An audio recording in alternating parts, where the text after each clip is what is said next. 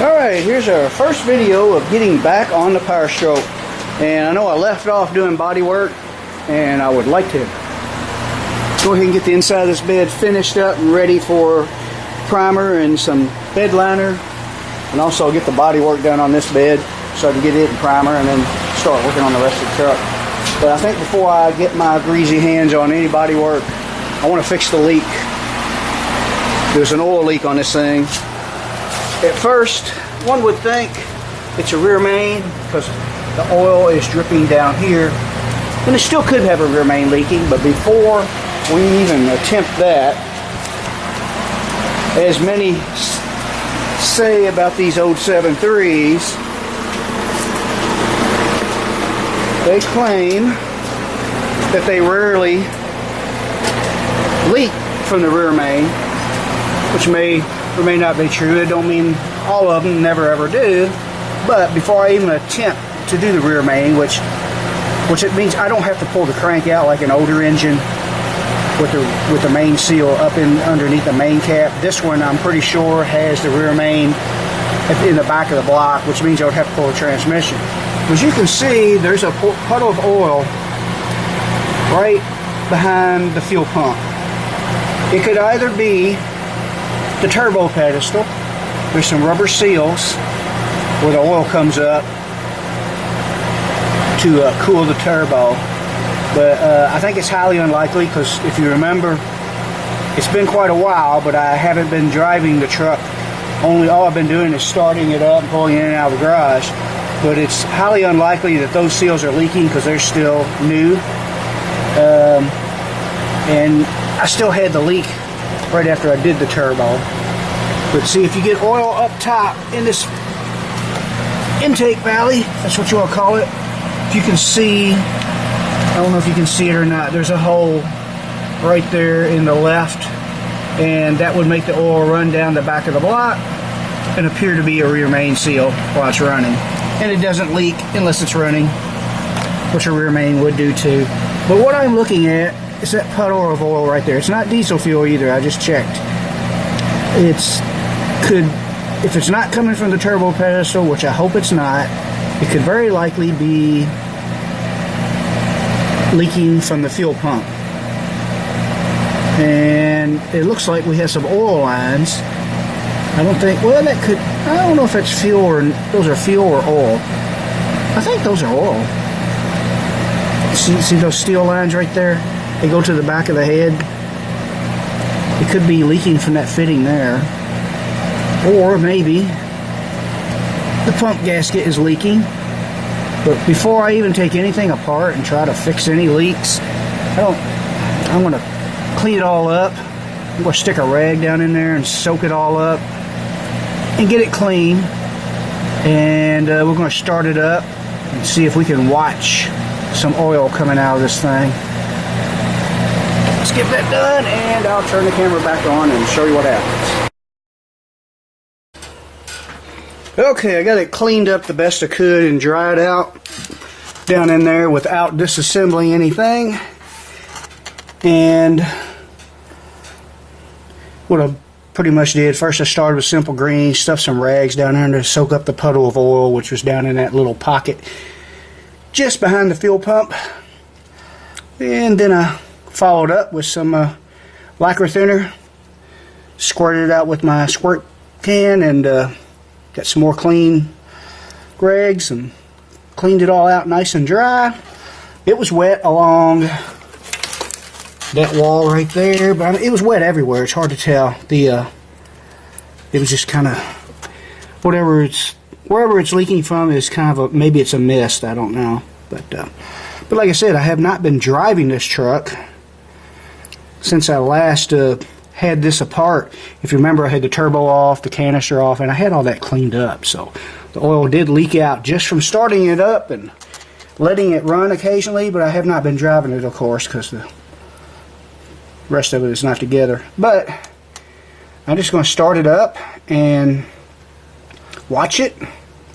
Put a bunch of fans in here because it's going to get hot, and for ventilation, of course. And if I can't find where a leak is coming from, it may take a while.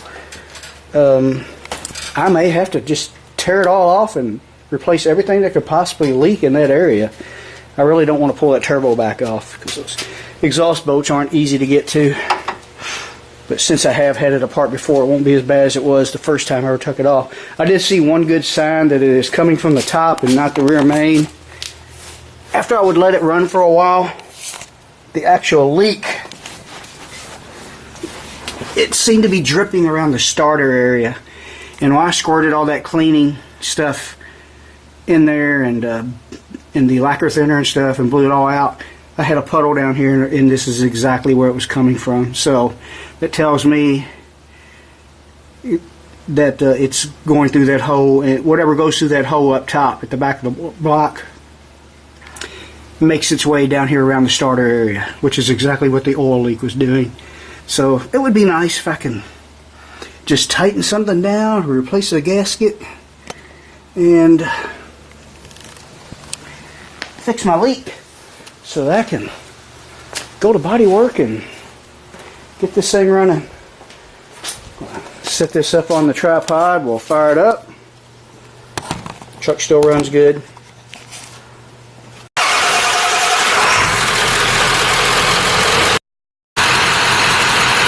Okay, it's been running for a good solid, I didn't keep track, but I know for at least more than a half hour.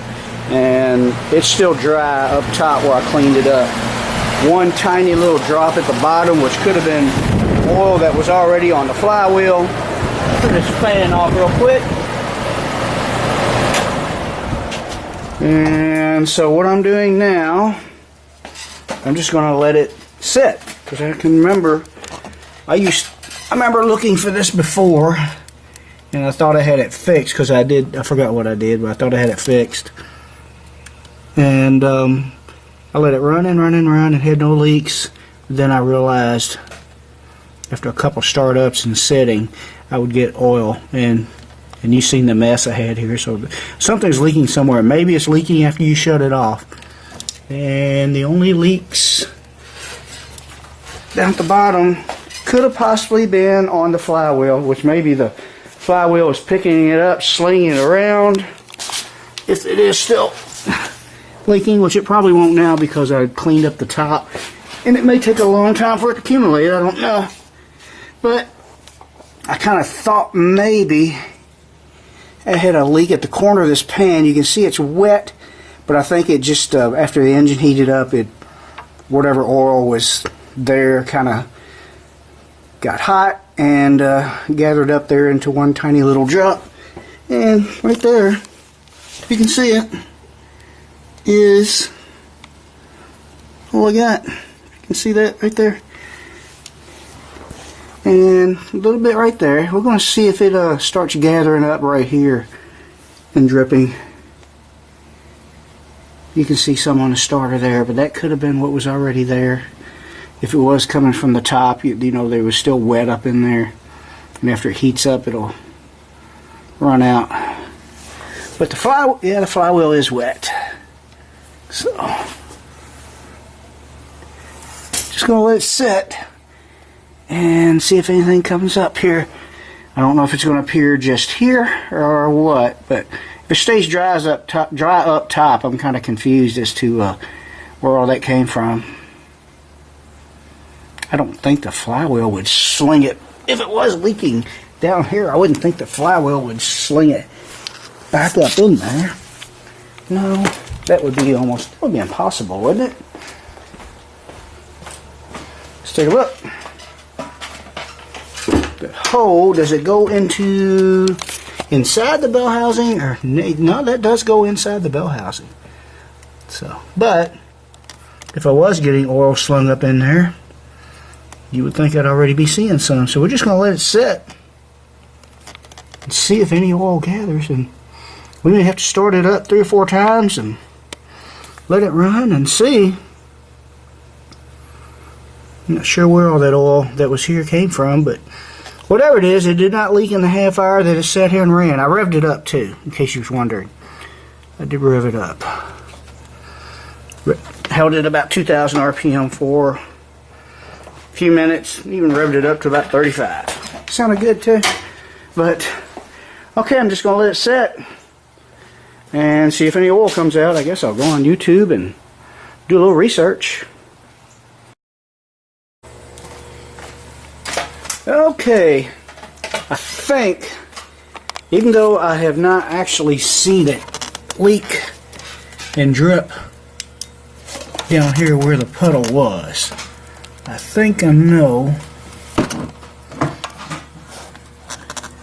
where all that oil came from.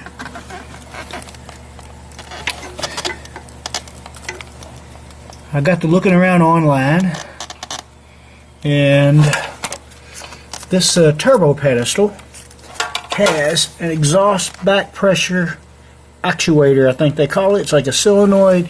You can see, I don't know if I can get the camera down here to where you can see it or not. This is going to be hard to do. Get my little light positioned here where you can hopefully see. But see that rod right there? Yeah, I got my hand on it, which my finger covers up the light as soon as I touch it. Well, the actuator is in the turbo pedestal. They are prone to leak, but a lot of them, I've seen a few guys on YouTube that had them leak, and they usually leaked right there with that rod. They can do this without falling off of my step here. That rod goes into the pedestal, and they usually leak there. This one is not.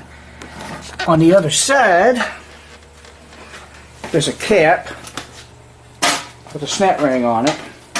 You could actually take all that stuff out and rebuild it, from what I've researched. And yeah, see that round thing right behind the oil line right there? See the round part of that's part of the pedestal also.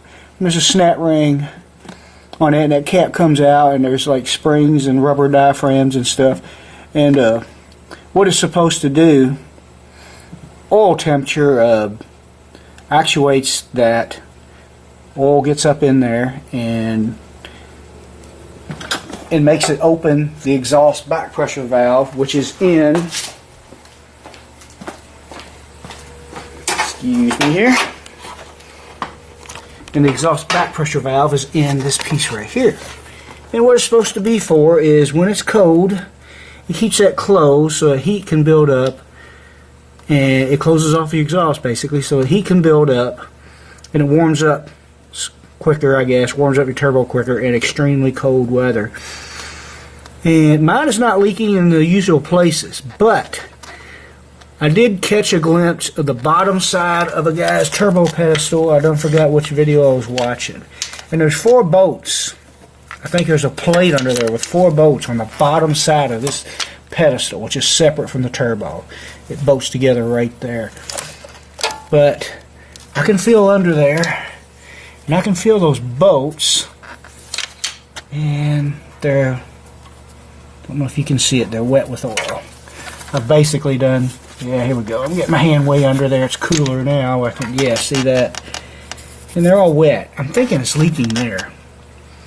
And what I'm going to do, I'm going to go ahead and I'm going to order some parts. You can buy a pedestal that is an exhaust back pressure delete kit. It gets rid of all that.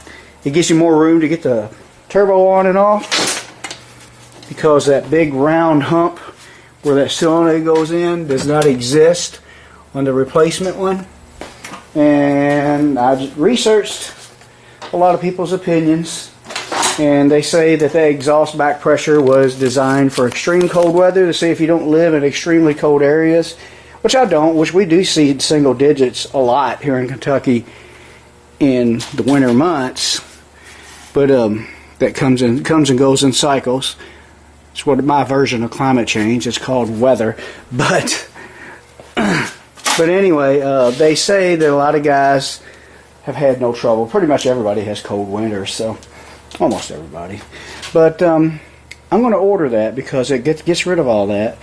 And even though I could not see it leaking, something is leaking somewhere, and it's definitely not the fuel pump. It's definitely not the galley plugs. There are some big oil pressure galley plugs that are common for leaking, but I don't see how that could be actually going into this lifter valley and coming out the hole, because the galley plug is right here, and that would leak down the side of the engine, which it's not.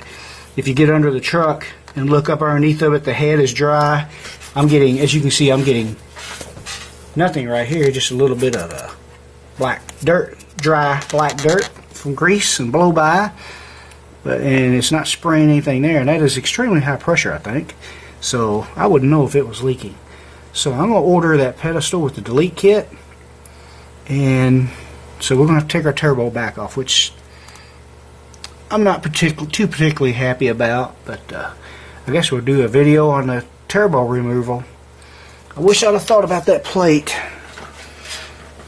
I wish I'd have known about the delete kit, or at least known about and there's also a rebuild kit for that solenoid if you want to keep the exhaust back pressure delete, or exhaust back pressure valve. So if for some reason I don't like the way it acts with the delete kit, I can always rebuild the stock back pressure valve and put all that back on. But I seen a kit on eBay. It was the pedestal, and they actually gave you a new piece right here with no valve in it. You can just remove that valve and plug everything off.